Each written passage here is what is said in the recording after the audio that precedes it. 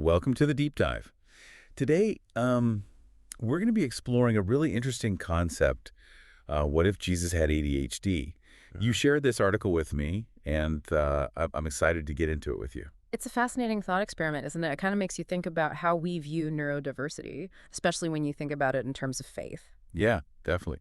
So the article talks about how Jesus was always traveling and preaching, and how that can be seen as hyperactivity, constantly on the move, always engaging with Well, people. what's really interesting is if you look at it through like the lens of ADHD, it might not be just chaotic wandering, but it could be seen as a kind of driven energy, like Yeah. this real urge to connect and share his message, but like everywhere. And then there's all those times where he goes off to be alone to pray. Do you think that was like maybe his way of dealing with overstimulation, like self-care, because nobody at the time understood sensory overload? Yeah. It's a pretty compelling idea, isn't it? Like, imagine living back then, without the words or the understanding of neurodiversity. Those times alone might have been the only way he could kind of recharge and process all the information and all the interactions he had all the time. It really makes you wonder how many other people throughout history might have been neurodivergent, but like nobody understood back then. Yeah, absolutely. And think about how differently people might view neurodiversity today if, like, the early Christians saw all those traits not as disorders, but as strength, like they were divinely inspired. Okay, now that's where things get really interesting. The article goes on to talk about how Jesus used parables Yeah. and how that relates to the ADHD thing of hyperfocus, Yeah. taking these really complex theological ideas and boiling them down into stories that everyone could understand. Like the parable of the sower, for instance. A very simple story, but with these really profound truths about how people receive God's word. It's like a brilliant teaching method. People still love it today. Speaking of hyperfocus, I actually have a confession to make. Um, I have ADHD. I find myself like getting totally absorbed in certain things a lot, like diving deep into research and stuff and making these connections that other people don't always see. Really? I had no idea. It makes total sense, though, when you think about what we're talking about. Your own experience with it gives a good perspective on the power of hyperfocus. Like, it can be a tool for learning and understanding. It's a double-edged sword, though. Sometimes it sends me down these crazy rabbit holes, but sometimes it really helps me to see things in a totally different way than other people. That's a perfect example of how those ADHD traits can be challenging, but also super valuable. It really comes down to how they're understood and supported. Exactly. Okay, so we've talked about Jesus being this restless preacher and this amazing storyteller, but the article also brings up how he confronted religious authorities, like when he cleared out the temple. Could that have been impulsivity? Oh, it definitely could. Imagine that fiery passion, that righteous anger at all the injustice, and he's driven to, flip over those tables and really challenge the status quo. He wouldn't conform to what society expected. But then you see that same impulsivity in how he acts with compassion, too, like healing people, feeding the hungry without even thinking twice, like a flood of empathy just pouring out of him. That brings up a really important question then, doesn't it? Like, when is being impulsive a good thing and when is it not? How do we find that balance, like personally and as a society, especially if we're looking at this from a faith perspective? And like imagine if those early Christians, maybe inspired by a neurodivergent Jesus, had made a culture that respected all those different ways of thinking. How different could our world be today? Like what if we celebrated differences instead of treating them like problems? That's the heart of it, isn't it? What if the very basis of our beliefs was that every single mind with its own unique way of working is a reflection of God? How would that have changed how we treat each other, how we set up our institutions, how we even define success? It really is a profound idea. It's like we've had this incredible tapestry in front of us this whole time, but we only paid attention to a few threads instead of seeing how beautiful and complex the whole thing is. And if we can just change our viewpoint to see every thread, every single person as essential to the whole masterpiece, it opens up a whole world of possibilities. Speaking of possibilities, I'm really curious what life would have been like for a neurodivergent person in those early Christian communities. Would their differences have been seen as gifts, or would they have been seen as burdens? That's a great question, and one that I think deserves a deeper look. Let's get into that after a quick break.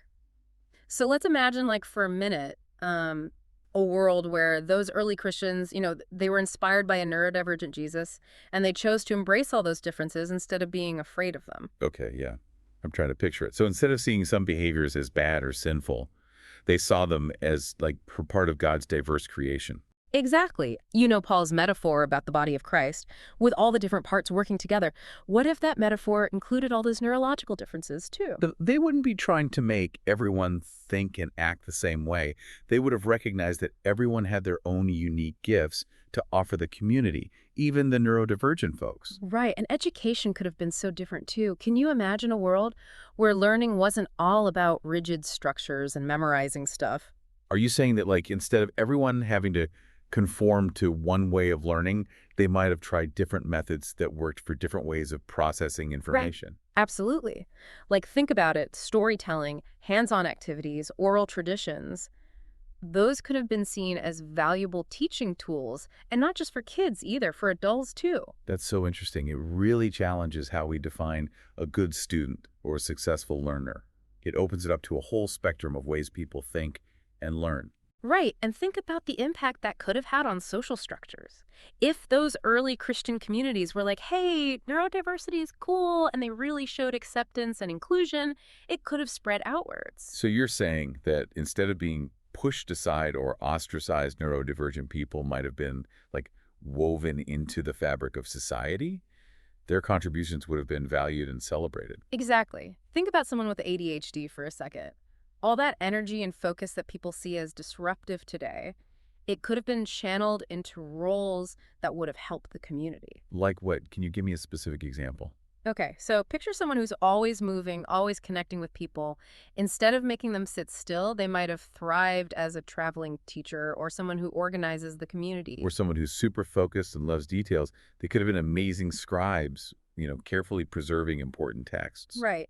It's about realizing that what we see as weaknesses can actually be strengths if we just change our perspective. And this idea of accepting neurodiversity as part of God's plan could have really changed how people thought about leadership. Oh, for sure. Those traits that we link to ADHD, all that energy, creativity, challenging the way things are, those could have been seen as good things in a leader. So it's about having a more dynamic and responsive kind of leadership, right? Yeah. One that's flexible and adaptable and thinks outside the box. Yes, exactly. Instead of those rigid hierarchies and top-down structures, leadership might have been more spread out, with people stepping up based on what they're good at and what the community needs. This all comes back to that core idea we talked about earlier, the idea that every person with their own unique brain wiring reflects a part of God. And it makes us think more deeply about what it really means to be fearfully and wonderfully made.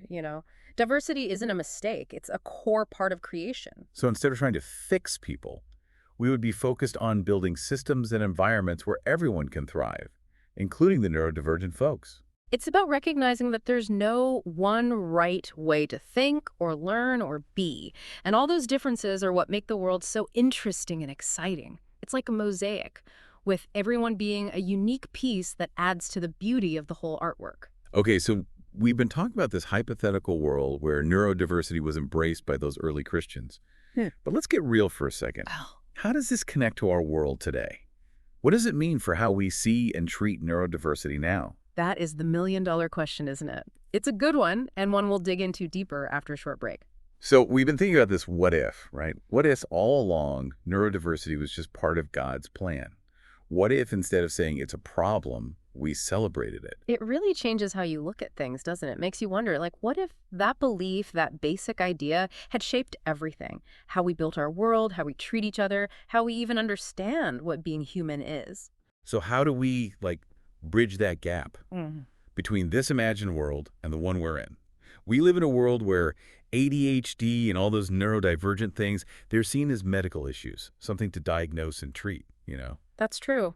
And those medical and therapy things, they can be so helpful for people, but we can't forget they exist inside a bigger picture, a society that spent centuries saying difference is bad. So you're saying even how doctors and scientists understand neurodiversity, it's affected by the culture, by those biases. Absolutely. Even the words we use, it's all about normal versus abnormal. Disorders, deficits, we focus on what people struggle with, not what they're awesome at.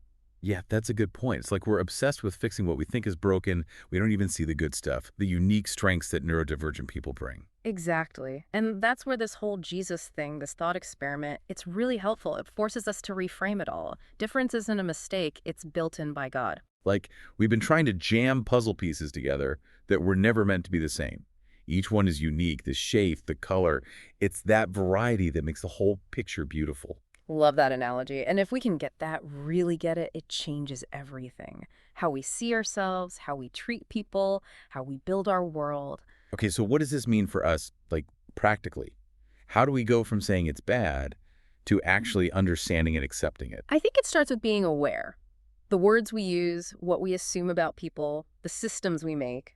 We got to ask ourselves, are we welcoming difference, celebrating it, or are we just keeping people out? That's a tough question, but an important one. We got to be honest with ourselves about our own biases and all that. And we got to listen, really hear what neurodivergent people are saying, their experiences, learn from them. Because they're the ones who know best what helps them thrive, what support works, how we can make a world where they can contribute. Exactly. And remember, this isn't just about being nice to neurodivergent folks. It's about making a better world for everyone. Because when we accept all kinds of diversity, that's when we get the most creativity, the best ideas, the most empathy. We're tapping into the full potential of humanity. We build a society that's fairer, more compassionate, more alive. So what if Jesus did have ADHD? What if that different way of thinking, how he saw the world, it was all part of the plan? It makes us rethink what we assume, challenge what we think we know, imagine new possibilities. And maybe, just maybe, it leads us to a world where everybody feels seen, valued, like they can share their gifts. A world that reflects how diverse and loving God is, the God who made us all. And that's our deep dive for today. Thanks for joining us on this journey. It's been really thought-provoking. It's been great exploring these ideas with you. Until next time, keep diving deep, keep asking questions, and keep embracing all the beautiful diversity of humanity.